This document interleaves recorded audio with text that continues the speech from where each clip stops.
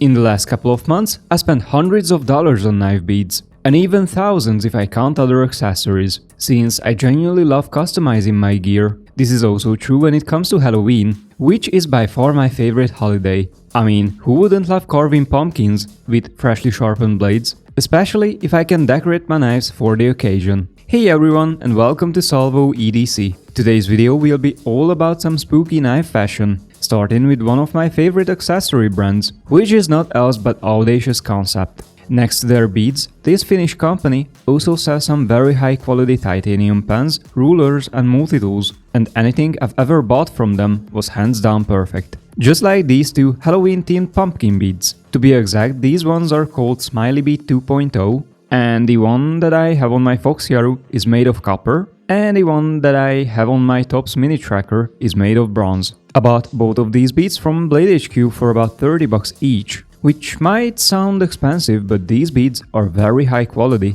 super well made, and they will probably last a lifetime. So, I consider them a good investment. My only side note for these beads is that they are surprisingly heavy compared to titanium, but this means that there is just more to love about them. But if you are still looking for something a little lighter, I would consider looking into these silicone school beads from Prometheus Design Werx. These ones are called Memento Mori Lanyard Beads, and they cost $2 each, which is surprisingly very cheap, especially if I consider that they glow in the dark. The ones that I have on my MKM Isonzo and my Dagger Sparrow have a soft blue glow effect after I expose them to light. Meanwhile, the ones that I have on my Spyderco Delica and my Kershaw Leak turn into green. And if you wanna hear my honest take on these Prometheus beads, I would say that I expected them to have a little brighter glow. However, I was also surprised how well silicone works as a knife bead. Since this material is extremely durable, it should also resist everyday wear and tear,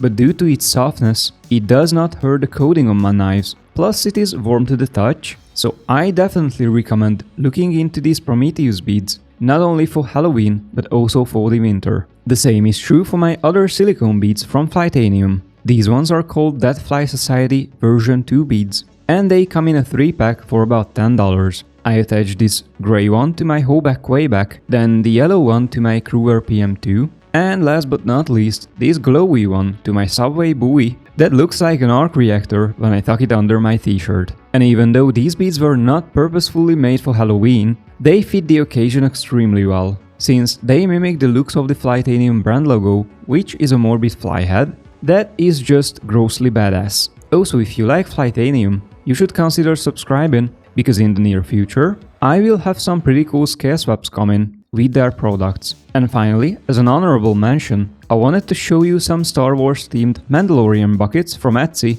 in 3 different flavors. First, I got this white brass Mando bucket on my Hoagie X5, then on my Concept Corvid XL, I have this brass armor bucket with a beautiful blue patina, and last but not least, on my Microtech Exo set, I have this Undead Stormtrooper bucket, which is probably the best choice for Halloween. I have already featured these Star Wars buckets in my top 10 lanyard beads from Etsy video, so if you would like to hear more about them, come check it out. I also invite you to watch my DIY lanyard beads video, where I recorded a full guide on how to make awesome looking knife lanyards. Thank you for sticking around all the way, and I'll see you in the next one.